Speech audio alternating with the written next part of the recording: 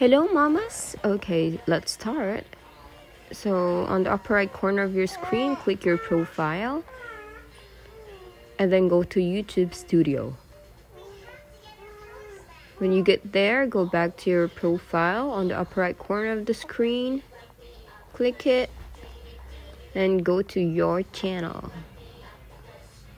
There you go, you can see customize channel. Click that one.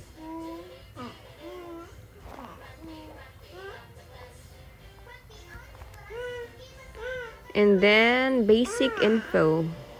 There you can change your name, your YouTube channel name. And don't forget to click publish on the upper right.